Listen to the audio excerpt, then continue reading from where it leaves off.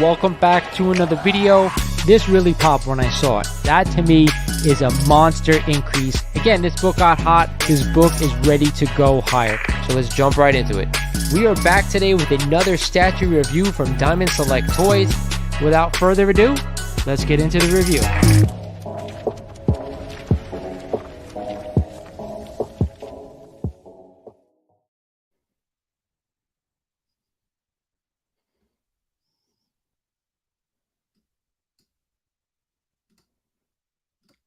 What is going on, YouTube? Welcome to the first ever Signature Series podcast with your host, none other than Lawrence over at Mighty Comics and Collectibles. We have an incredible show for you today. I have two community members who I am good buddies with, and they're going to go over some of the hot topics in the comic book community right now. But before we get started, like I always do, if you guys are watching the bottom of the screen with me on YouTube, as you can see, I'm trying to get this video to 150 likes. And if we get to 150 likes, guys, I'm going to be giving something away. That's right. I'm going to take something out of my own personal collection. Now, hold your horses. Not going to be anything monstrous. I'm not giving out a 9.8, Hulk 181 or nothing like that. But I am going to take something out of my collection if we get to 150 subscribers. So keep that in mind. With that said, like I said, I have two guests for you tonight here on the first Signature Series podcast. I'm going to bring my first one in all the way from Australia. It is my good buddy, Erol. How you doing, bud? How are you? Good, man. How you doing? Good. Glad to jump. I'm happy you are joining me today. Again, this is kind of like a groundbreaking for me because, like, I told you before, this is going to be on Apple Podcast probably by the weekend or Monday or of some sort. We'll see how long it takes actually to upload this thing and get there. So I'm happy to have you on the first episode. So thank you for joining me. No, thanks for having me here. That's cool. Everything going down good over there in Australia? Yeah, it's been raining a lot for the past few months here. So it's not too bad today, actually. So we'll see how the rest of the week goes. All right, very good. Now I'm going to bring in our other guest. It's none other than Jason from Omega Collects. How you doing, bud? Hey, what's going on, people? How are you? I'm doing good. Good. Everything all right there in your part of the United States? Yeah, I'm in the South, so things are looking up here. Weather's good. Just trying to stay away from all these people catching the flu. Oh yeah, it's that time of year, man. COVID now, the flu. I mean, it's just that November, December time. It's just running rampant. So exactly. Anyway, we're here for comic books. We're here for comic book talk. Right? We're here talking about stuff from members of the community on what we think about what's going on right now. And I have some really interesting topics to talk about tonight. The first question I'm going to pose to you guys, and we'll start with Erol, because I know you have a big opinion on this, bud. So the current comic market, the way we're in right now, what do you think caused this thing? What do you think caused this drop that we're in right now? Mostly probably because the money last year that was been dispersed because of what's been going on, over the past 2 years. People staying home, not going shopping, and then a lot of collectors not being able to go to Comic Cons, and they find some deals online, and this extra money they have just burning in their pocket, they just want to spend on it. But the thing what kind of gets me the most is like how every single good key issues have been going skyrocketing, like 30, 40, 50, 100%, even higher, like say ASM 129 or Hulk 181s. And it just boggles my mind and how these things can go so high. And it's like the more higher and faster it goes, the more detrimental it's going to be in the end, which is what we're seeing right now in the markets. What about you, Jason? I'll pose the same question to you. What do you think caused the market to come in the way it has? I think inflation has a lot to do with it. People were spending more than what they make and what they have, and then the government, sticking in, inflation increases. So that's tightening the belt. People are trying to liquidate, their comics or whatever it may be just to get that surplus of money. But it's also attributable to other things as well, but mainly I say inflation. So let me go back to Erol. Like me and you spoke a bunch of times about the amount of copies being sold out there. Like AF15 after AF15 after AF15 keeps getting listed and sold, and the sale price just keeps going down and down and down because the amount of copies sold. Do you think that has something part to do with it, or is that a major reason? It does, because the thing is, like, I always keep saying it. I think I mentioned to you last time I messaged you. Anything that's easy to obtain can be manipulated. That's if you look at say AF-15s, yeah, it's not a cheap book by no means, but the prices like last year compared to this year, is apples and oranges. Like last year, the prices for like say 2.0, you could buy them for say 15,000 or 17,000, and it's still big money, but not compared to what it was driving up to almost like 40, 50,000 for a 2.0, close to that. And that to me is in dangerous grounds because you're having these books that are so abundant in low grades. And I'm like going, there's so much competition between say 1, 2, 3.0s and even 4.0s. It's like it's becoming to a point where they're getting so clustered together now. It's like you can't one grade can't break the pack unless you go to say 7 or 8.0s where it's like they're hard to obtain. But anything that's going to be more manipulated wise with as far as like say that book or even ASM 129 or all these other big keys out there, it's just it's a recipe for disaster. What's going to happen? That's what happens here. People have been making the money, and all of a sudden it's almost like a bank run. Someone's hearing something where it's like, oh, the economy's going down lower and lower. I might as well just get my money out, what I put into it, or even what profit I can make, and then just dump it out in the market. And what happens? Everybody else just dumps in the market, and there becomes an over flooding of it, and everybody can't. The suppliers out there can't liquidate them or even like soak them up as fast as they're being drilled on the market. It just sits there. What happens is everyone's going to have a nice fire sale next week and say, well, if my book is a 3.0 selling for, say, 35,000 and it's not selling, I'll drop it to 30,000. The next guy goes to 29,000 and the next guy goes to 27,000. And what happens is it starts to bottom out. And then where's the bottom to that? There has to be a limit because no one's going to be dumping these books like, say, a 3.0 for 15,000. It won't happen. They'll say, well, why would I do that for? This becomes a liability, not an asset to me now if I pay a certain amount for it. That's the thing. It's going to level up to a certain point where, hey, if I bought it for 25,000 and I'm going to sell at 15, that was an investment for me. That's basically me just dumping a book I didn't care for. Yeah, that's the whole market. The whole market. If you want something, buy because you love it. Just hold on to it and just cherish the book. But if you're going to treat the book like that, you're just going to damage the whole market like that. So Jason, let me ask you this. So like what Erol's saying, are people fear selling at the point that they see the books going so high? So people listed books because it was an obscene amount that they were going for. And now that what he's saying is that everyone's starting to list because they see prices going down and they're afraid to be the last one holding the bag. Is that the way you see it as well? Yeah, it's if you look at what they call it's the fear and greed index, I let that drive a lot of things that I do, and it's high, and when that's high, you either are a trader and buying, or you're running to sell. I'm going to miss out because that, like you were saying, Errol, that AF-15 1.0 was 23,000 last year. Now it's down to 16. If it goes on anymore, I got to get my money. So they're flooding the market, especially with 181s. I dumped mine because I didn't really need the money, but it's just like there's so many, I can go grab one at any point. Now I saw an 8.0. Well, it was like what, $5,000. So it's now is the time. Hawk 181. Okay. And so to me, now is the time, since the fear index is high. I always see that as a buying opportunity, and I sit back and say, okay, you keep dumping the books, keep flooding the market, you keep pushing the prices down, and I'm going to start snagging the big ones up. So because eventually the market will right size. So I'll start with the next question to you then, Jason. Mm-hmm. Do you, and I get a lot of questions from people out in the community asking this, well, where is the bottom then? Do you, when you're approaching to buy a book right now, as the market is coming in, do you fear that that it's going to keep falling as you're buying a book? So if you go out and buy, a Hulk 181 for $5,000, thinking you got a great deal right now, are you worried it's going to keep going down? Nope, because I'm going to be honest with you.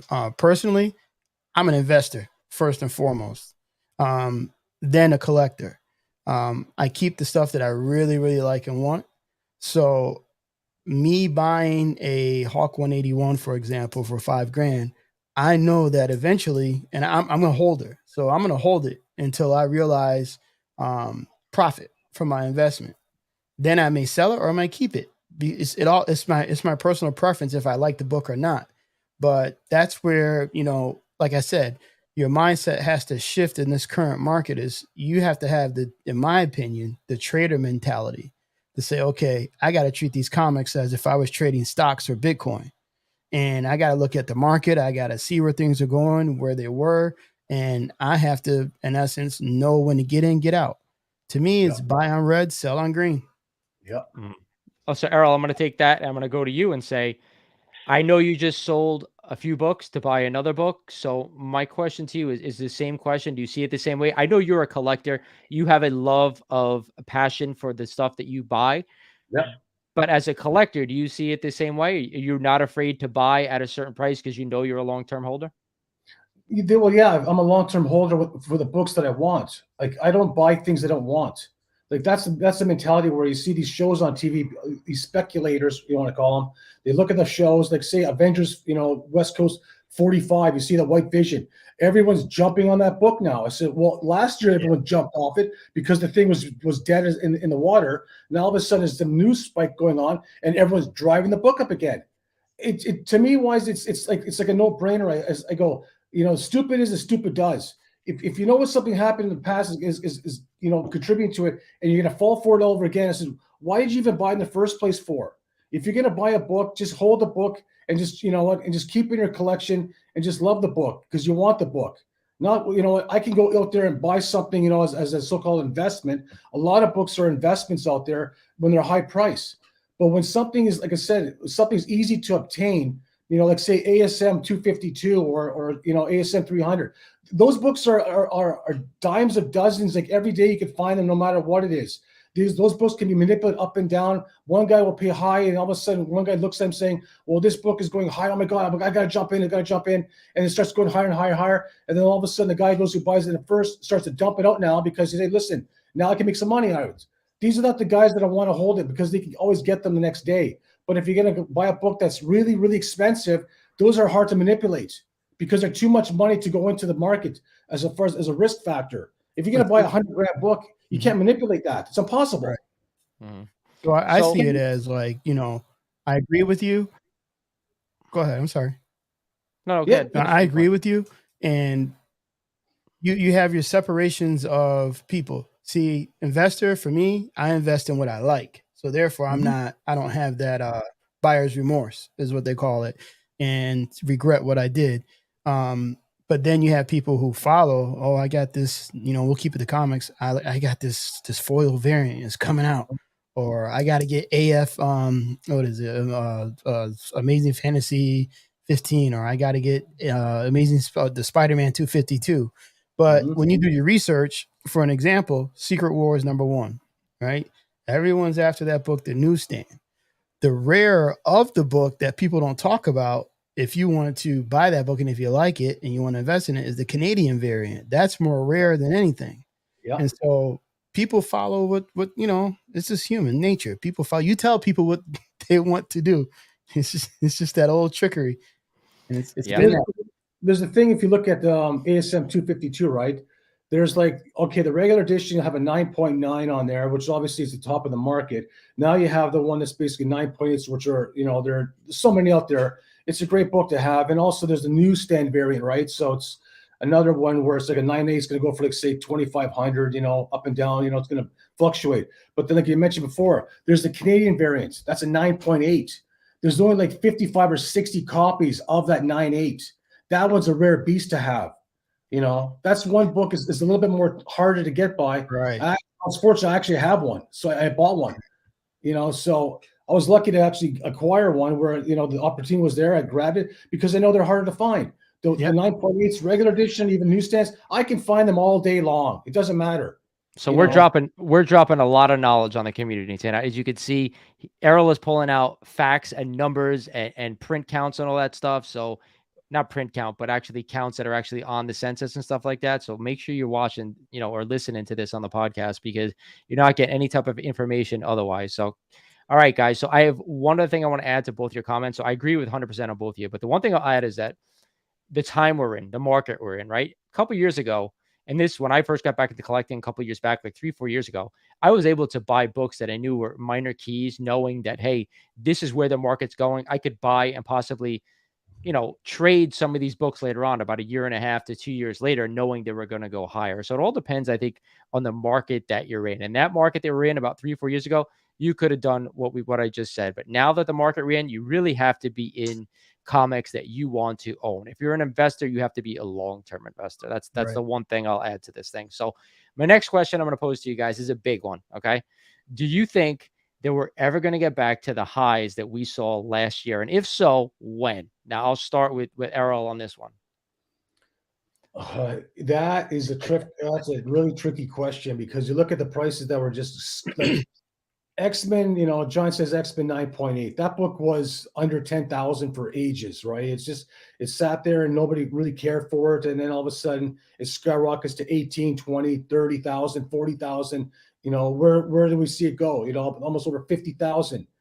Now all of a sudden you're going, okay, there's a pullback now. The pullback was inevitable. The book can't go up to $100,000 because there's too many on the markets.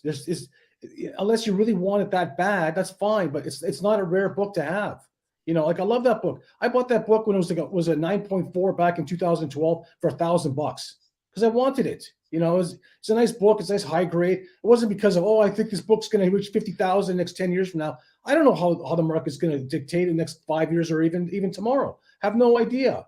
But the problem is right now is with the prices going so bloody high, and it's being pulled back now, it's scaring a lot of buyers. We're going, well, if I buy in now, will it go that high? Who's gonna man up and push the level where it was last year?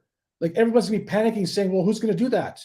Everyone's waiting. And what happens is the only thing it's gonna happen is unless you get newer people coming into the market and actually want to buy that book and hold it, it's for it to come back to like what was last year. I can't see that happening within 5 or 10 years. There's no way, because like I said, everyone who goes into the market want to buy these books I'll be dead scared, going, well, if I pay 20,000, can I get 40,000 out of it?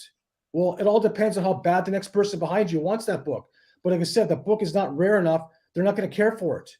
If you're going to spend 40,000, 50,000, make sure that book is rarer than it's just basically so many in the market out there. Unless it really has a good page quality, it's got good color to it. I mean, you have to like really inspect that book like a thing, like a doctor.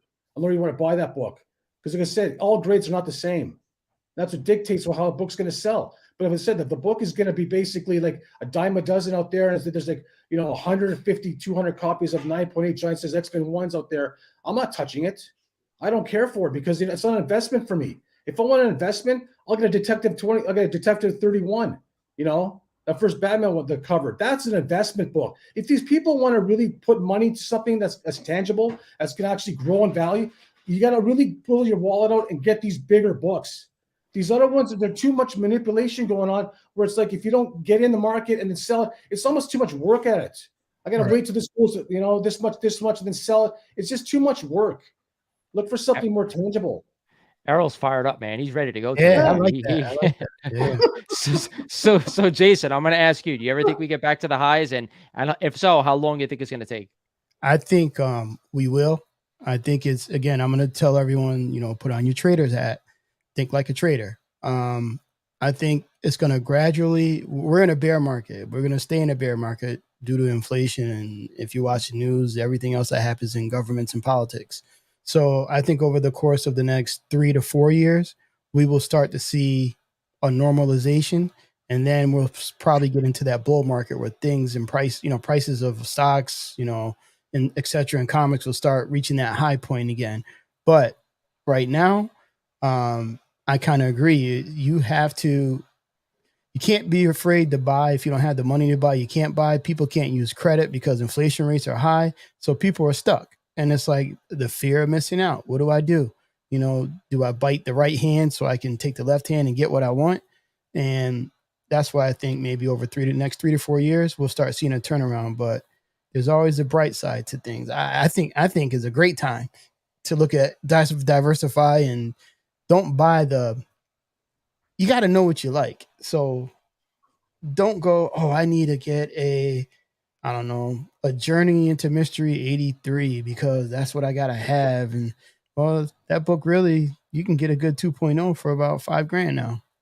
So it's kind of like, really, really research what you like, or if you want to invest, really research those key investment books. I mean, one of the things I did when I came back into the game in 2018 is I always looked at characters. How many appearances has a character had over the course of whatever amount of time?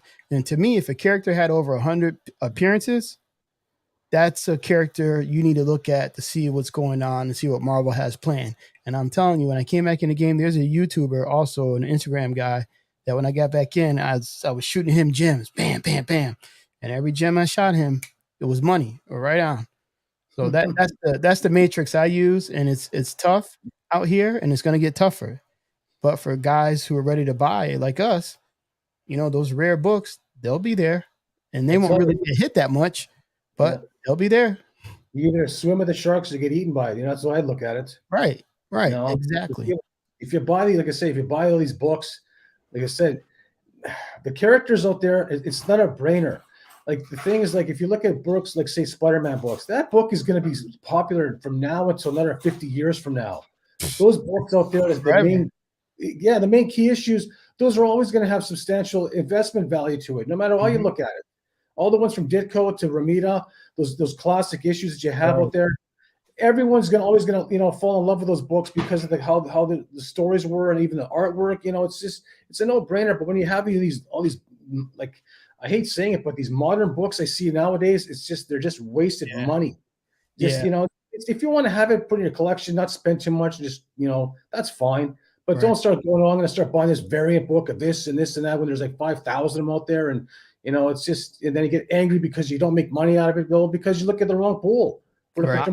I'm here, by the way. My camera's saying it's overheating, so just I'm here, so keep going. No. But I agree with you, and it's just those variants and all that stuff. I mean, hey, I gotta admit, some of them are nice, but to me, it boils down to a lot of people I realized don't. When I came back in, it was like an eye opener. I started collecting in '82 when I was like 11, 12 years old, and for me, I was taught the story, the writer is important, who writes the story, your artist who draws. Yep. That's if you got a good storyline, you're gonna come back and buy more of the stuff. You're gonna buy the next issue and the next issue. I remember buying Secret Wars #1 or Wolverine, the first series when he came out, that miniseries 1 through 4. That man, and so with that mentality, when I came back in, it was like, wait a minute, a lot of this stuff is not great. It doesn't keep my attention. What's going on? Well, that's the thing is, like when I was like over 20 some years ago, I walked into my local comic store back home and back in Canada, and all of a sudden I walk inside and I see Wolverine limited edition on the wall, right? These wall books up on there back in the mid 90s, and I'd be like just like wow, that's really cool. I saw this Silver Street price guide, these books up on here, and that what got me excited to collect books. Then I had a passion for collecting Superman back in the day, and I still do. It's still those things where it's like the market is the market, but I don't care, because ever since when the grading companies got involved back in 2000, that's when everything started to change. It's just I didn't even know about grading companies because they didn't have them in the 80s. No. I had back then it was your LCS, the comic guy. Put it in a bag, buy 2 copies, 1 reader, and just keep the other one in a bag in a box somewhere. Yeah.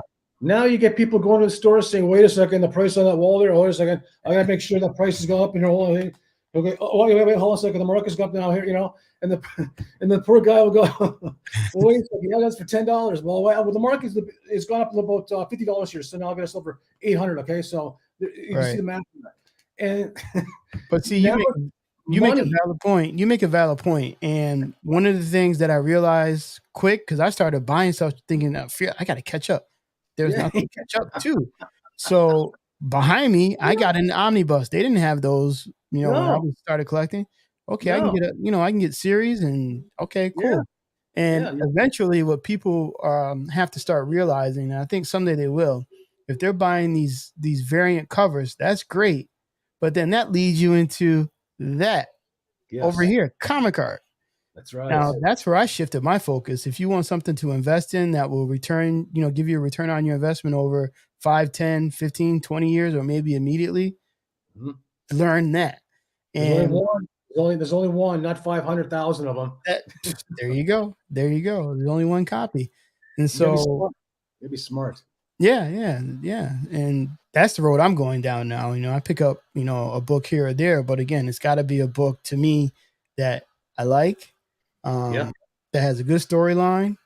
And don't get me wrong, there are good books out here with storylines. I mean, I like the Green Lantern series that was from 2018. I forgot which years it came out, but that was good. I wish Marvel would do the cosmic world the right way, because I like all the Marvel cosmic books, but there's just so many different options now. It's just like, all You know right, what? so You know, let's jump. Let's segue while we're talking here about books. Okay, so the next question I wanted to bring up to you guys is a unique one because there's a lot of people I get questions every day about comics, about what should I buy? Is this a good deal? Stuff like that. It's literally I don't mind it. I love it actually, but I get questions all the time. So I think it'd be a neat idea to go through each age. We're talking golden, silver, bronze, copper, and modern. We got 5 ages right now. We're gonna talk about 3 books from each age that you think right now that you would buy. Like that right now is a good time to buy them. So I think that let's start, in my opinion, with the silver age, because that's the most prominent age, in my opinion, where most of the keys happen. Most of the semi-affordable keys right now can be had. So I will start with Jason this time. Silver Age comics right all right, now. Give me 3 that you would buy right now. That you think that your top 3 that you think, hey, now's a great time to buy. all right, 3 that I would buy right now. And this can change. AF-15, definitely. Spidey will be around forever and ever and ever and ever and ever. And as time goes on, AF-15 is going to be the book to have, and I think it's going to become more scarce. Um, I was on the fence with this one, X-Men 1. I would go after that now, but I would go after it in a high grade. Has to be high grade, nothing less than a 5.0, in my opinion. The next one is Brave and Bold 28, because I think DC is about to kick in overdrive, and they have so many good books, man. It's just it's bound to happen in the Justice League. If they do it right, that book is going to be the book to have. So those are 3 I would be after Silver Age wise. What about you, Errol? Silver Age, 3 books. Silver Age, yeah. The one I was going to say is Brave and the Bold 28. That one's been on the sidelines forever.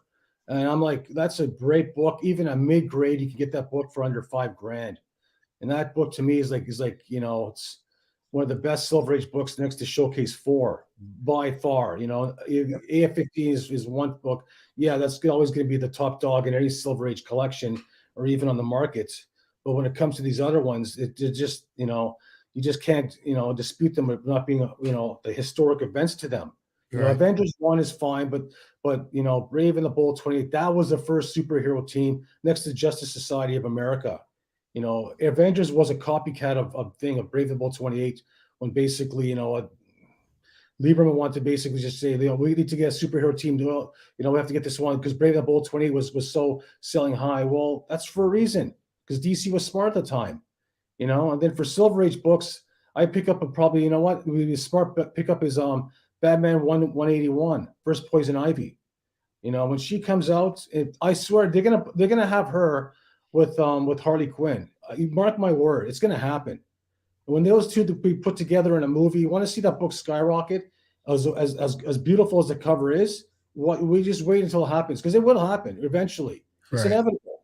The characters is too not, the character's so bankable. It'd be criminal if they didn't do anything with that book. You know what I mean? So, and another book, for me wise is basically anything Spider-Man books, like from the Silver Age, like ASM, like Lawrence is the same thing as me. I love ASM 39, First Remeet on Spider-Man on the issue. That's a classic. It's like saying, which is the first Jack Kirby book he ever did. That's highly sought after as well too. You know what I mean? It's like it just sits there. It's so affordable still. You get like a 7.0, an 8.0 for like $1,500. That is cheap. For a high grade of that caliber, it's crazy. Like I said, if you don't appreciate it, don't want it, that's fine. I'll take more copies and put in my collection, and cherish it more than the next person doesn't care for it. I don't care. That's fine. But for me, wise, I just love those books because they're historic events and they're just a classic to even put in your collection, wise, and just say, you know what, I got something I appreciate that I take care of. But that's just for me, wise, where it's a no-brainer. Where if you start going to different pools of character-wise, where you have no feelings for, or they're not even like the longevity to them, it's just on shaky grounds. Don't bother. It's not a place you want to be. Put your money at. All right, so let's segue into the Bronze Age. So, Errol, you go first this time. Bronze Age is that's no brainer for me. I'll get Swamp Thing 37. That's first Constantine. That book is a classic. That's what thing, And And also I get also Batman 227 versus Neil Adams. That one you can't despair on how gorgeous that cover is. Homage to Detective 31. That book is just too, I could say Hulk 181, but you know what? It's on everyone's pool list that they want that book. But for me, I've had that book so many times, I don't really care for it because it's not exciting to have. Because whenever you go to say Comic-Con, do you have Hulk 181? Hulk 181? I go, no, but I got an Action Comics #1. How's that sound? Well, no, I want the 181. All right, one more. Yeah, you got one more. I got one three? more. I get for a Bronze Age book. I would get that's Detective 252 as well.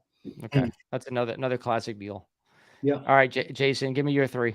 All right, my 3, I would get 181, Hawk 181, but I'm telling you, in a high grade, it's got to be a 9.0 or above. And this is just, because we're talking for the people. People may be coming in, want to know what the hell to do. What do I buy? Where do I go? I would do 181. I would grab ASM 129. However, I would grab the Mark Jewelers edition. Okay. Yes. I got a 3.5 Mark Jewelers, but I'd love to upgrade to a higher grade of that. And I would get that probably, if it exists, 8.0 or above. The other one is Hero for Hire #1. Definitely if I can get a 9.4 or above, I want that book. And I think Luke Cage has a good, now that they're going to go land based with all the Kingpin and all these guys, I think that character is going to go a long way. Underdog. I like that one. Yep. Interesting picks by both of you. I was shocked with the Constantine pick. That is a book like I've had in the past that like I'm very shocked. Very Yeah, I love that Alan Moore. Well, that's very get the great Canadian pick. version of that. Yeah, if you get that at 9, I tell you, if a newsstand you ever find one in a high grade, that is hard to find. Buy it. Yep. That is a tricky one to find. Don't get it signed. Yeah. Just buy it and put it in the top. If that is signed, no, I wouldn't sell that one off. All right, so how about Copper? It gets a little difficult with the newer stuff. So how about Copper? Erol, let's go back to you. Copper, I'm all sold for Spider-Man books. 316 Spider-Man, first Venom cover. I love that. Most of the hats. You get 252 as far as like say Spider-Man, first black suit. Spider-Man 300. I just love those ones because people say there's so much out there on the market, but the thing is, it's such a popular storyline. It's a classic, like when McFarlane took over back in 298. That book is just, how I see the book coming down in price. That's a buying opportunity for those books. It's a no-brainer. It's a great book to have from Todd McFarlane. His first jump onto the series, 298, and Eddie Brock in 299. Like, just those 3 books itself, is a marriage in a great collection to have. It's a no-brainer for me. For me, that was like the meat of collecting when I was a kid. So like I was a huge Spider-Man fan. Everybody knows that. But that run by Todd McFarlane kind of started everything off. He was absolutely phenomenal. So I would agree with Errol. Like I'm a Spidey guy. Those 3 books are definitely on top of my list. If I'm going to go out and buy Copper Age books. But Jason, what do you got? All right, I'm gonna have to follow suit. So ASM 300 and high grade, definitely. I just sent mine off to get signed. 238 ASM 238, but in the Canadian edition, high grade, and then Batman 357. Which one's that?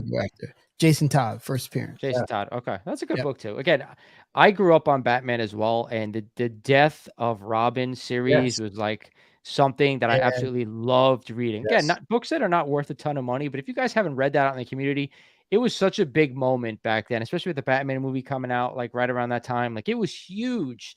So if you're a Batman fan, the last page. Remember when they had the 1-800 number? Yes. Do you want Robin to die or do you want to Yes. kill him off? It was that was a fantastic time to be a comic collector and reader back then. It really was. I can't read most of the stuff that they dribble out now, but all right. So put the dynamite all over Robin would blow him right up. Oh yeah, he'd be gone for sure, 100%. I love it. What about modern stuff? Now I don't know how many you guys do modern. I don't do too many. There's only a couple of books that I would buy, but Jason, let's start with you this time. All right, this one is tough. So modern is start when I came back in, and like I said, I use my philosophy: 100 appearance or more. First one is Ultimate Fallout 4, but the 1 in 25, and 9.2 or above. Okay, Then Venom 3, the third print, first, the Noah with Noah on the cover. That's going to be a big one. And then it was hard for me to come up with the third one. I couldn't think of anything. And I'm like, wait a minute. I think Amazing Spider-Man 10. I think it's like the third version, first appearance of Spider-Punk, the Del Otto version. I think that's a good one to grab. Outside of that, I can't think of anything else modern. Errol, you have anything for modern? I know you're not a big modern guy like me. I'm not a big modern guy, but it's if you want to go with Miles, that's fine. But don't go too crazy on the grade. Like, get a nice grade if you can afford it. It's a good time to buy it now. Like, I'm hoping the movie does well next year, and I love the character too. He's a great character, and just eventually, like I said, they're gonna put him into the Marvel universe. One day they'll do that. How high will that book go eventually? I don't know. It's because, like I said, it's not rare. And yeah, the kids love him though. The kids love him. that character. So I love the diversity what they did with him. It's just it's for the modern age wise, and they want to revamp some character wise to make it a little more exciting for people to collect, and that's great to have it. Like I missed the boat on that 1 and 2.5 Javeric variant one, and it's like, to me, wise and going, well, no, but nobody knew. It's just, it was worth like what, $100, $200 at the time. Is it? Well, the movie came out like 3-4 years ago in December, and I watched it at the cinema. My wife went out shopping, and I said, I'll watch this movie here, and I loved it. It was a great movie. Yeah. So I hope the one does well in the future. Yeah. Don't get me started on that book, but anyway, everybody out there watching my channel knows how I feel about that. Knows book. I know how he feels about that. He feels bad because he didn't get one. No, I wouldn't have bought it back then anyway. But regardless, I saved the toughest one for last, the Golden Age. It is so hard, in my opinion, to try to find outside of the big ones. We know, the action ones, the Detective 27, Superman 1, Batman 1, but All-Star 38. Outside of those books, Golden Age books right now, what were 3 books that you'd be buying? Errol, we'll start with you this time. I would be buying, like, well, I'll mention to later, but for me, wise, if you're gonna buy that book, like, as far as, like, say, in the golden era, like, oh God, I love that era. It's just so much richness in it. Yep. All-Star Comics number 8, first Wonder Woman. That's what I meant. 8. I said 38. Sensation Comics number 1. That's just like the cover, first appearance of Wonder Woman. Like, that's just pure iconic. And Superman wise, like, yeah. Like, listen, if you can get a Superman 1, I don't care if it's torn to pieces or it's got like things missing out of it, or like, that's the birth of the first superhero we have, and that's what's caused all this whole thing to to explode. From the Silver Age to everything else, it all started from Superman. I'm a huge Superman lover first and foremost. You know what I mean? To me, wise, that was my first passion when I started collecting comics, and for me to gravitate to it, it's just so much history to where this is where it all started. But if you can get a Superman 1 book where it's like I said, pieces or whatever you can find, you know what I mean? It's like an Action 1. You can't find it because they're so limited out there. But a Superman 1, that I'm all over that book. It's, to me, it's like I said, it's, if you got the funds for it, that is your best investment I could ever advise anybody. If you've got enough money wise to invest, grab that book, because it's always going to have more upswing than downswings with other books you see. Agree. All right. Jason, what about you? Golden Age. Golden Age is tough for me, but Golden Age is to me is a place you need to be. If you're and if you're new and you're out there listening and you're coming in, I suggest, this is just my suggestion personally, learn about the Golden Age and buy it from that point and work your way up if you want to. But I would get, and this is just from a personal perspective, Detective Comics 168. I like it. I like that book. I like it. And there's another one that's a personal favorite of mine is that I'm after. It's an LB Cole book, Contact Comics 12. I've been after that book so I got Captain Arrow 26, and I traded back and forth with the guy DS Comics. So, but then my last one, and these are books I started collecting in '82. I'm a Doctor Strange guy, and I like the DC Doctor Strange, Doctor Fate. So more fun comics, 55. I've always liked that book before people even started blowing it up.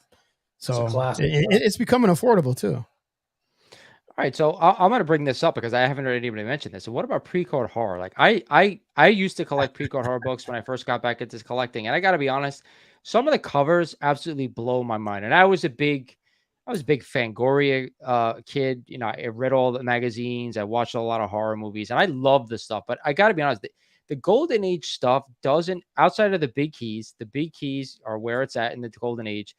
They don't appreciate as much as some of the silver does, and that to me is why I haven't jumped into that foray yet. I had some pre-code horror, but again, they were cheaper pre-code horror outside of like Tomb of Terror 15 I used to own, and Black Hat Mystery 50. I had a copy of that at one point, but outside of those, all the Golden Age stuff doesn't seem to appreciate as much as it should. So give me your thoughts on that. We'll start with you this time, Jason.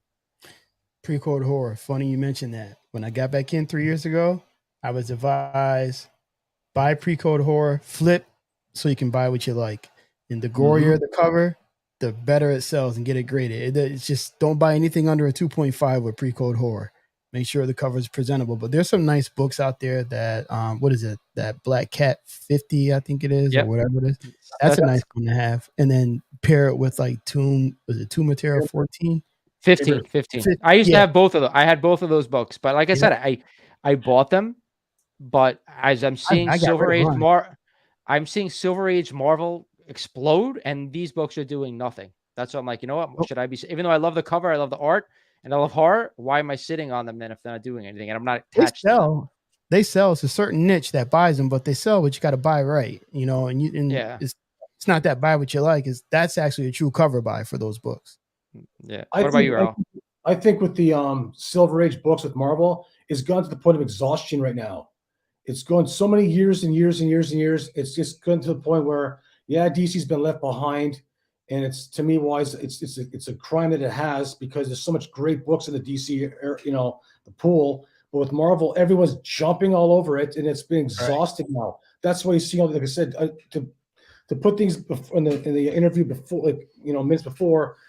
That's why everything has been tumbling so fast now, over exhaustion wise. But to get to the other points you want, as far as the key horror ones, like I've never been a key horror fan, as far as I love the movies, the old school movies and stuff. But when it came to these books, like when The Seduction of the Innocent came out, and it showcased all these books that are basically like how these glorified pictures of people decapitated heads, and just things like that in general. I go, how do you even make these for kids to buy? You don't even get them even today's markets, like stuff like that. I'm surprised they even made it back in the 50s, what they were doing back then, even how they even got away with it. To me, it's a classic wise where they've been glorified to her now, where they're classic books to have, like say Chamber of Secrets, 19. That book's been going up in value for the past ages now.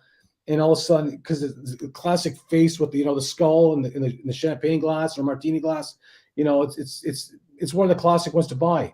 But for me, wise, I've just never been drawn into it, as far as what should I buy, because that's not my forte for books to buy. If I wanted to buy them, I'd look more into it, what to get, what not to get. But it's never been my thing, as far as to grab, just to have it for my collection. Let me ask you a quick question. I was going to ask a quick question. How do you feel about Westerns? I think DC and both Marvel have an opportunity. I think what goes around comes around. I think Western is going to be a good genre. And I, picked up All-Star 10, First Jonah Hex, and stuff like that. Well, what's your feelings on Westerns, both of you? Westerns, I think, to me, wise, it's how would they? Let's see, how to put this lightly. How would they incorporate that in the movies to tie everything, as far as with Marvel? Yeah, they want everything to tie in together, like the TV shows, the movies. Yeah, even the TV shows, like say Disney Plus, everything's all choreographed to go with the movies. They don't want to leave things like that's into different section and place them at different level. You know what I mean? So with DC wise, they can probably do that, because it's still getting fresh, where they're getting a new director, a new guy, with the James Gunn taking over now, which is fantastic that that they actually acquired him, just to take the reins and just go with it now. So that, to me, they could do it. But with the Westerns in Marvel, I don't know. It's tough. It's hard. It really is hard. Like I said, how are you going to blend them in? So let me just make one comment on the Western thing. Is that let's talk about people who watch Westerns. They were mostly people right now probably are in the 70s. So Hmm. I don't think a lot of people in our 70s are going to watch Marvel movies or comic book related movies to begin with. So I don't think that there's going to be a great appreciation in the Westerns only because of that. I think everything's geared toward, us around our age and Yeah. younger at this point. So Yep. that's why I've stayed away from it, and because I don't really have an attachment to it. Like Right. Good my point. dad, my dad would go and love that stuff, but for me, it would just never be for me. So again, my camera's cutting out because it's saying it's Okay. overheating. But regardless, we're moving on. We without a camera for a little bit. That's no pay. As long as you guys can hear me, that's all that matters. So we're going to talk about the main reason why I wanted to have both you guys on tonight. So both of you guys have acquired a comic book Grail within the past few months, and I think it's a great idea for people out in the community who haven't bought one or are possibly looking to buy one. The process, how you got it, how it made you feel, what you've gone through to get that thing, and it'd be great for them to see it. So, you guys have them both with you by chance without showing them yet? Do you have them both with you right now? Yeah. Yeah. I Yeah. got one. All right, very good. So we're gonna start with Jason because me and you had a conversation when you bought this book Yeah. You about were part of the process. yeah about what I thought and the grade Yeah. because it was a raw book. So I had said to him, I'll let you tell the story, but talk about like what you went through, where you Process. got it from, the process, the whole Yeah. thing, just your thinking and what we spoke about and everything All while right. I try to fix my camera. Go. All right. So it all started with me when I jumped back into comics, and I wanted this one book real bad, and high dollar. It was a high tag book. So um, my thing was I don't walk around with $20,000-$30,000 to go dump on a comic book. So part of the process when I got back in was to flip books, save, keep flipping, add to the kitty, buy, flip, add to the kitty, buy, flip, repeat the process. And that's, it took a long time, but then, with this market law, an opportunity presented itself to buy the book that I want. It was raw. Um, First appearances, it wasn't in the best condition, but the person that I bought it from, um, was a presser, very good, talented, knew what he was doing, and brought life back to the book. And we hemmed and hawed, went back and forth, pricing. I got Lawrence say, "What do you think? Would you buy this in this grade? What do you think it will do if I, get it CGC'd? Do you think it's gonna come back with restoration?" So he was kind of like, how you have that accountability partner in the community, somebody you can reach out to, and they'll tell you, "Don't buy that crap. What the hell are you doing?" That type Okay, of let me person. let me And say so, something. Were you nervous when we bought it raw? Were you nervous? was I nervous when I did it? Yeah, when it was raw, you Hell went, "Oh, I yeah. don't know if Hell I." yeah. I was like, this is a lot of fucking money. I was like, wait a minute. What about And I'm this? looking, hey, look, I'm looking around. Hey, but no, so the thing I'm looking around, I hope my wife doesn't think I'm spending money because I'm flipping, I'm flipping books. And actually, you know what? The crazy thing is I ended up getting two books that I Oh, like. Oh, I And was one gonna of say, them wait a minute, wait a minute.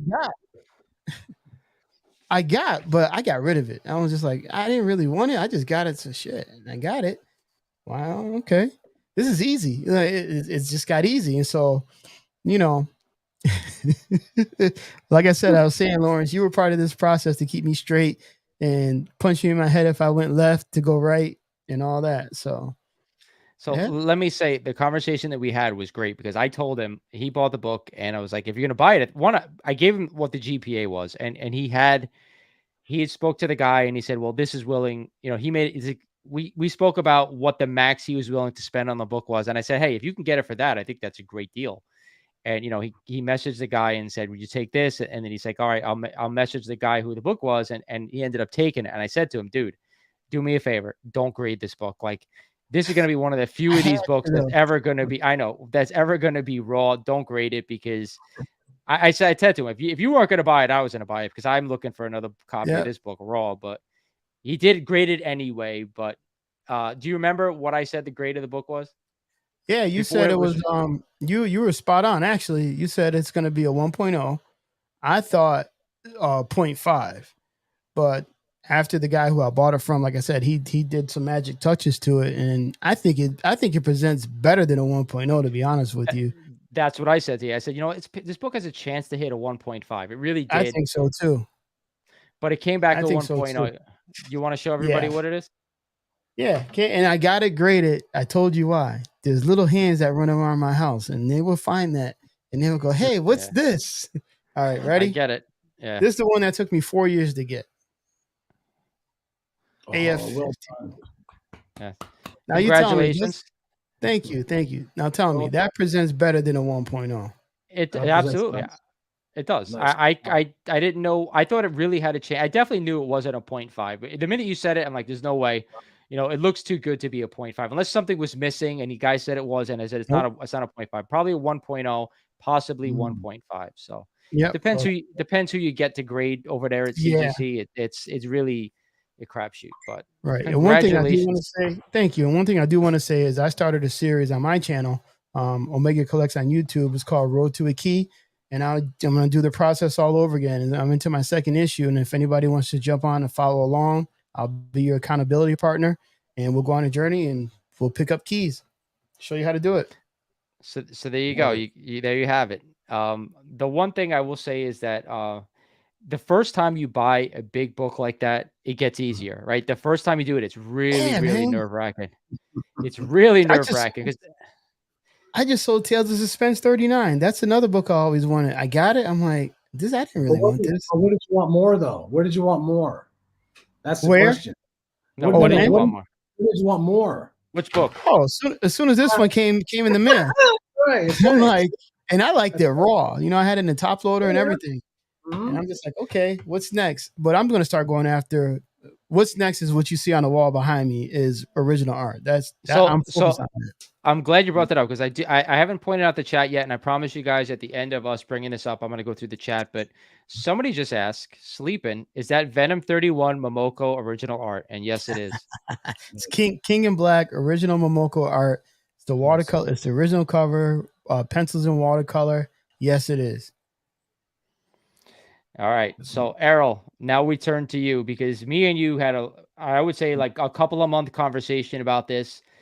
It's a long time coming for you, and I know that what you went through to get this thing. So I'm just gonna leave it to you to speak on it. I share your story. I share everyone's story and how they want to get like what they want. And I've been after this book for 20 some plus years. And It's just every year has been going higher and higher. And how do I get my hands onto it without cracking a wallet that I can't even afford, because it just goes higher every single year. And when you try to find it, it's just, when's the next one going to come? How high is that going to go? And then how high is that going to go? And it got to the point of it's just like, is this going to be out of my grasp like for the rest of my life? And it's almost like to the point where you long for something because it's the one thing that you want, like above all other books you have, right? Like other books you have it doesn't stand a candle to that one thing that you always want. You know what I mean? Because it's a historic thing that it's not easy to obtain. And I love doing that because to me, wise where if something's really hard to obtain, you know what? Don't stop and try and say, well, I can't get it because, don't ever put yourself in that position where, I went through so many hoops and buying books of AF-15s like for the past 10, 12 years. I've amassed so many of them where it's like I kept buying them and then just going to a point where I was getting lower grades, then upgrading. And I let the comic, as far as like fund itself, because the market was going to a point where, is this the chance where I can actually get this now? And I saw a window of opportunity where now is my time to actually get it. It came actually, 10 years of me, sweating and grinding and just doing what I can do, but never actually realizing, actually I can actually get that book. But then when the opportunity came, I finally started dipping to the sense where now I think I can get it. Why not? Now it's either I don't get it or I just let it just drift in the wind and just never have it. So I worked out a deal where I had one of my highest rated AF-15s. I made a decision this year to say, what, now is the time to sell it. It wasn't easy to sell it. It was a hard decision. But when I looked at my options were, that was the only option where I could sell that one book that I have that I worked so hard to get something even more better, which I wanted more. So without further ado, it took me like 20 some years, but 10 years of grinding on the market to get what I wanted to. Oh man. You know what I mean? Like this to me is my take it to the grave. You know what? Bury me with it. You know, it's like it's the book of all Man. the book of That, all books. You that is know, it's Like something. that. the cover just presents itself so well. It's like probably a 5 or a 6. It looks how well clean it is. You know, it's a 0.5. Wow. The back is missing, but I don't care because there was a Yep. pinup, right? So, but even to still stay intact and how it did back for 80 some years is a miracle in itself. You know, it was a time for me to get into the markets, and like I said, I love Amazing Fantasy 15. I've had so many of them. I've been blessed to have so Yep. many copies over the years, but it doesn't hold a candle to this one Nope. here. Wow. You know what I mean? So Congratulations. thanks, man. I'm Like I about said, I'm about to shed a tear just looking at that book, just so Yeah, everybody you knows. see, I had to move in closer. I'm like, oh man. it's You just didn't like get it clean, did you? Did no, you it's not. It didn't need to be cleaned at all. It's so the cover's so clean. Matt Nelson took care of this book when he actually recentered the whole piece about I think it was like 2 months ago. And he asked me, he says, "This is probably the nicest copy 0.5 he's ever seen on the market," and I have to agree with him. It's just like I Wow. couldn't ask for a better looking copy. You know what I mean? And to me, wise, you know what? I worked so hard, like for over the years and years and years, just to kind of like saying, can I actually get this book? And I had an opportunity wise, what the 7.0s, Amazing Fantasy 15s were at a high point where I go, now I could get into the market where the hobby funded itself for me. Like, Exactly. it was a 'Cause different, yeah, there you go. I just picked up that reprint last week, by the way. It was easy, like not say easier, but I just knew what to look for like 10, 12 years ago, where it's like, you know what, Amazing Fantasy 15s were like perfect. They were basically like, 2,000, 2,500 a piece. And I just kept hoarding them. And I got to the point where I just want to keep upgrading. And then by the time it's like, 10 years have gone by, I've had like probably 15 copies. And then all of a sudden I finally get to the point where now my highest graded copy is worth this much money now for me working so long to get to that point.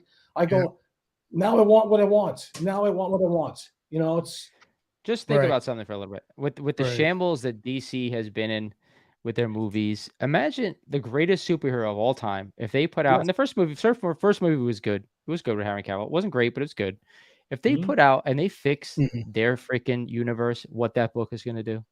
oh, Oh my God. That's my That- point. Like you saw, like they fixed Marvel. Marvel's been great for the most part. If they fix DC, where are all those books going, man? Because they That's haven't why I come in. said now's the time They've to gone buy nothing those but higher. DCTs. that's why when Like you look at these Justice books, the League. golden, yeah, the gold, like I said, golden age era wise, you look at these books, like say, yeah, like Brave and the Bold 28. Like I had 3 copies of them, and I want to get another copy because I'm going, well, now's the time to buy another copy because the ones I had before, I bought 1 copy, was a guy from eBay, never told me it was a detached cover. And I got the book and I was just freaked out because now what I do is but at the time it was only worth $400. That's all it was. Yeah. Now all of a sudden you get these books that are worth X amount of dollars, and you're going, well, you got to be picky if you want a nice looking copy. But if you want to be picky, you got to pay up for it, and there's nothing wrong with that. If Right. you want something nice, you got to pay up for it. But don't go like saying, well, I want to get this. Is one thing that bothers me the most is when someone goes, well, I'll buy something right now and I'll hold on to it. I'll wait till something else better comes along. Well, then wait, save your money. Save your money. Save your money. Don't but always buy a lower grade and lower grade and lower grade. And then all of a sudden I'll just dump it to someone else and maybe they'll take care of it. And I'll just grab another bigger book later on. Just save your money and get what you want.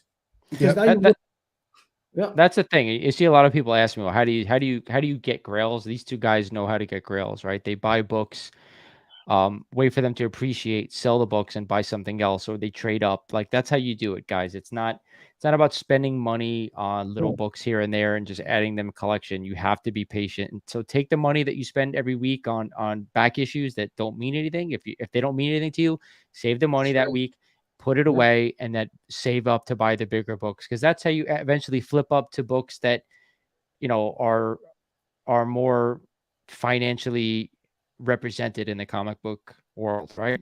You're right. That's Because the I'm best telling way I you, could say it. If you take the books you have, this is the way I look at it. Don't look at a collection where it's like, oh, I have to have 300 books or 400 books in order to have an impressive collection because the other guy over there has got the same amount, has got these books. Don't value your books to someone else's. Don't do that. You know what? Nope. Keep your own collection to your own, and you know what? Treasure your own stuff the way you want to. Don't always compare yourself. You know what? For me, wise, I took a lot of restraint to not sell that book what I want for so many years. But I gave up a lot of other books, to get that 7.0 book and to go up the ladder. I had such great, amazing Spider-Man books. Like, don't get me wrong, everybody else would have loved to have them. But for me, wise, I've had them. It's like a hockey team. You know what? Yep. I got a team that's so long. After a while, you know what? Okay, you know what? Time to trade this guy. Time to trade that guy. Time to trade that guy. I've had him for so long. I did well with those books so long. That's how I treat it.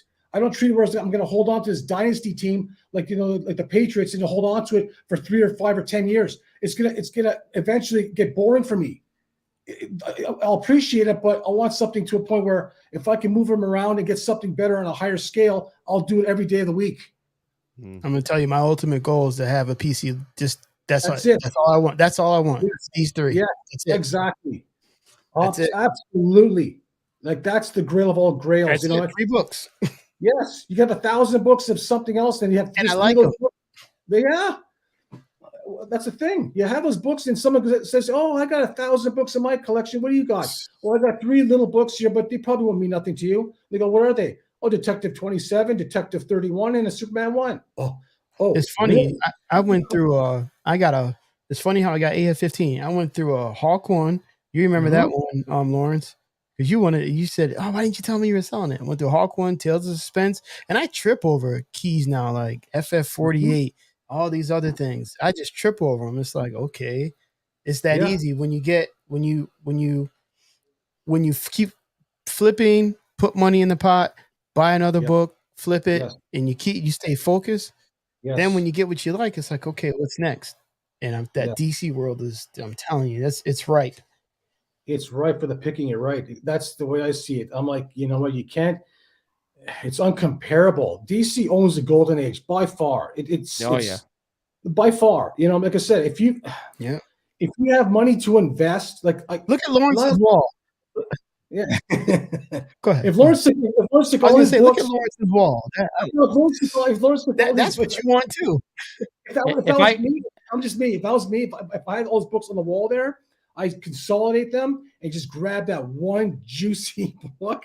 I get it, and a lot of people have said that to me. A lot of people have said it. But if you like that wall, you should see my raw wall. But that's like in front of me. But to me, I'm such a big Spidey fan.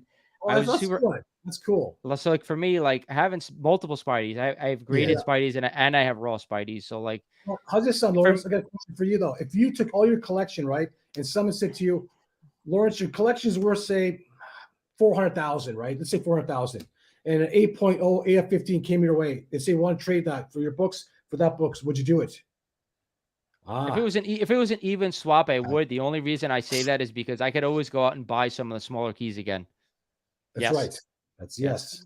The smaller keys are easier to find, even if like a Doc Ock and a lower grade will cost you like $3,000 or under. So to me, I would do that. When it's not very often you're going to find an 8.0 AF-15. Yes. No, I'm saying you got to throw in a steak dinner. 400,000 plus a steak dinner. And I'll do it. There you go. No, I would do it too. I would do it.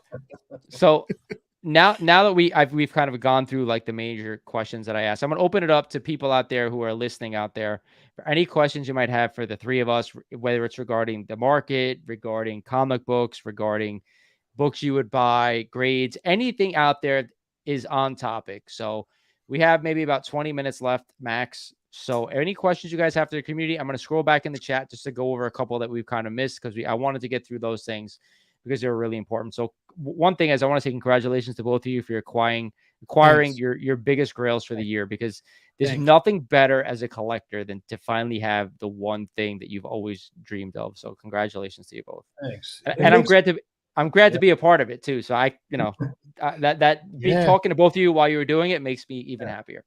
Yeah, likewise. Feel the same when you get your books. I'm like, oh man, what do you got? What do you got? What do you got? Thank you.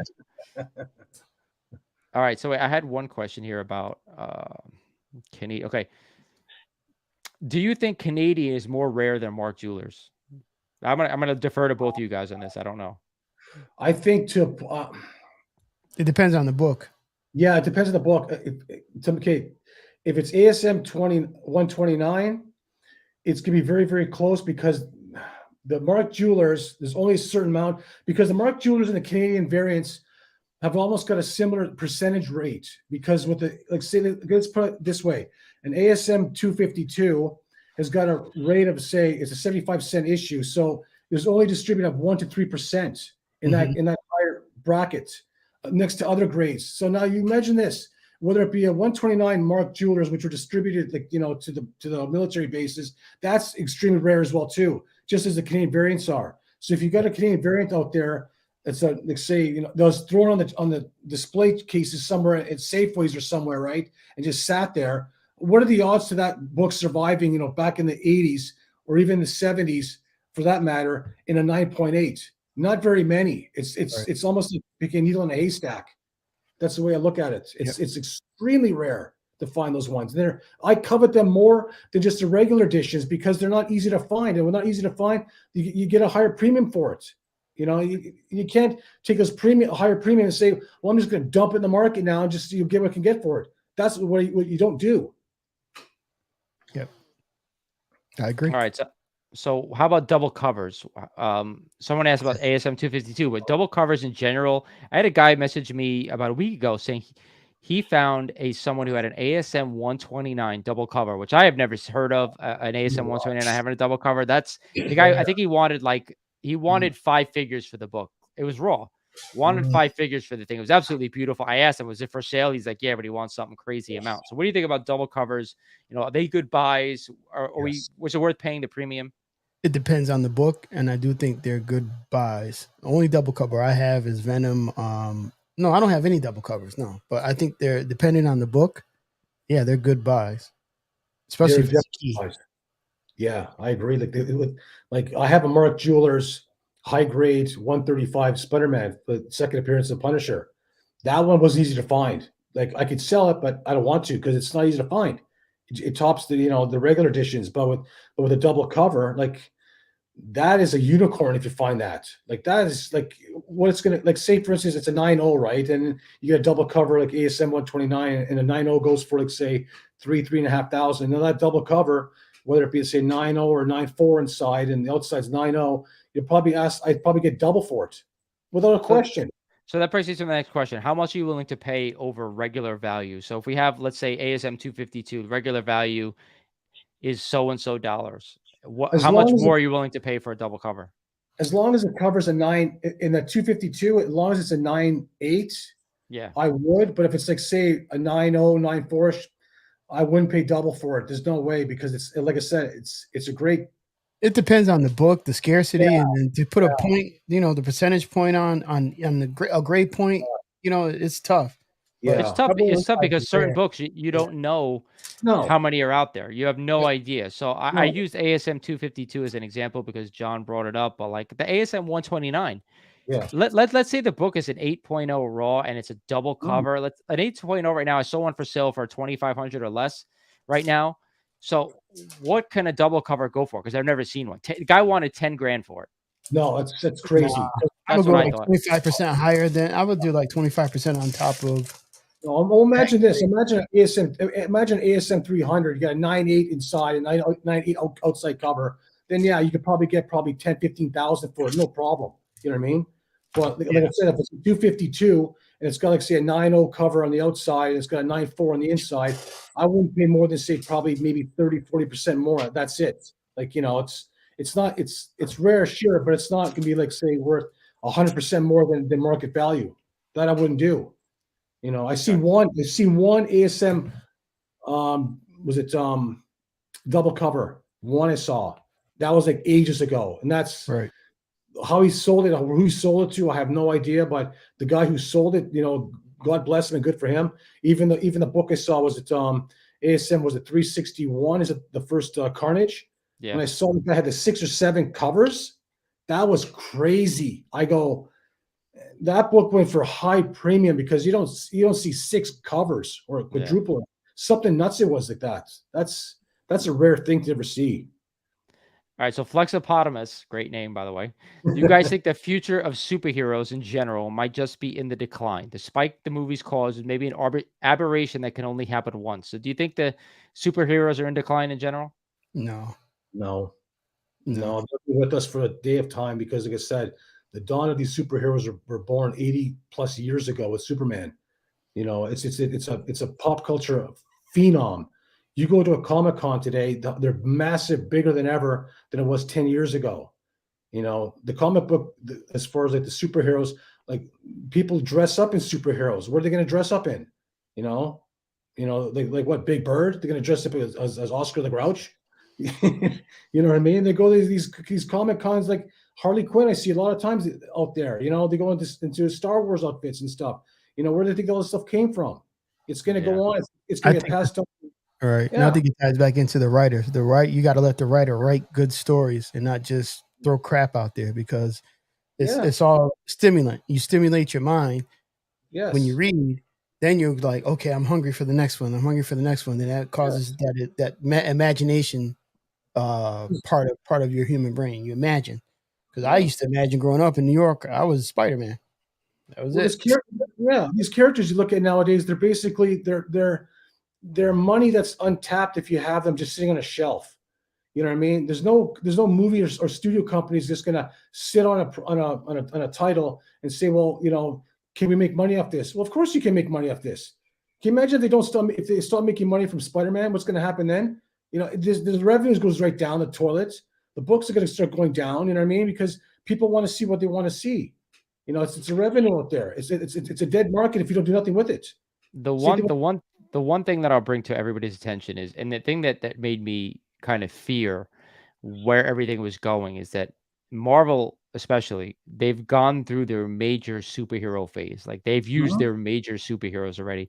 So now all the stuff that they're putting out are minor characters that not everybody knows, and that's Mhm. caused, I think, the decline in what's going on in Marvel right now. But you guys mentioned it. Once DC has the 2 biggest superheroes outside of Spider-Man, in my opinion, right? They have Superman and they have Batman. Yeah. They were both around first, but Spider-Man, I think, still the top spot because of he relates. People relate to him more than Yeah. I think the other two. But once they get those 2 characters straightened out at DC, I can't wait for Superman to be done properly. Like, I Mhm. loved the Christopher Reeves movies when I Oh was a yeah. kid. Yep. Mm. He was the perfect Superman. The way they did those movies was perfect. What he stood for was perfect. It's a little bit different now and tricky, and I wasn't crazy about the way they did. I thought Henry Cavill was great, but I wasn't crazy how they approached the movie. All If right. they get that straightened out, like, DC will have a tremendous surge, not just in All right. comic book prices, but in people Yeah. caring about the characters again. How about this? Imagine DC gets their act together and they do the Justice League, and then you see the Hall of Doom come in. The Legion of Doom. I'm sorry, the Legion of Doom come in. Imagine that. Oh my Think god. it's got to be done right. That's the whole issue with DC. They can put whatever they run out, but if it's not done right, it'll struggle. I I got to think it's give it to DC though. They do animation good. They do that well. beautifully. If they do a new, like, there's gonna be a new Justice League movie regardless, because like it's gonna happen. Like when they do with hope, and I said James Gunn does the new Justice League movie, and he does it right, like say Guardians of the Galaxy, but not to a comical way. You know what I mean? Just keep it more like DC's more. It's not a comical, side to their genre they have. Marvel's different. Marvel's more fun. It's more this. It has DC all. is serious. DC's more serious. It's because, like I said, they're the grandfather of the all superheroes. That's what they are. Don't kind of follow their suit as with Marvel. Keep it your own way and just do what people want to see. Like like when you watch the animation shows, like there's nothing comical to those. They're just Oh, they're basically, dark. They're good. Detective yeah, stories. And they're good. absolutely. The one of the best ones, animation ones I've watched like a few years ago was Flashpoint. That was sensational. That animation. That was that was like by far like how they interpreted it. It's Marvel does some the things with Marvel with their animation. It's more kiddie stuff. It's more like not the teenagers or young adults. It's more for kids. Like the preschool stuff like that. But what DC does, it's more for for us, for adults, young adults as well too. Yeah. It has more of a story and more backbone to it. But the Marvel ones is too fluffy. So you also asked about manga, which I'm not too familiar with, but either of you guys are familiar with this stuff? Do you collect it or anything? I'm not Manga. familiar with it. I used to, back in the 90s, I think the big, and you may know this, Lauren, you guys may know, but Ninja Scroll, I was big on that when it came out, but I don't really, it's big, but I don't really have any, I don't have anything. No, I don't have anything. Never I got was into it. Me neither. So unfortunately, the three of us can't help you with that one. So No. any other questions before we end this thing from the chat? I'm going to give it a couple minutes. While we have a little of a break, I want to thank you guys for coming on the first episode of Signature Yeah. Series. No, And thanks, man. Thank you for again, having like me, man. Yeah, me anytime, too. man. You guys really you guys set the bar high for the rest of the show. I will say that. There's a lot of great topics we discussed, including where the market is right now, if we're ever going to get back there, some of the top books we buy from each era, and of course talking about grails, and of course the two of you picking up some of the biggest grails there are in the comic industry. It's just for myself personally, and I know like with our guest tonight as well too. If you use your head right and you work your books to a point where you want to take your collection to a certain level, where don't give yourself limits. Don't say I can't get this or I can't do that. It's some things it can happen if you actually just work for it. Just work at it. It's for me wise. It's not about having 500 books of because I have to have these. To me wise, that one special thing to me wise where I hunted for it for 2 decades. And for me to actually acquire something, it's almost like like I mentioned before. I think it was on an interview with Ralphie and his BB gun.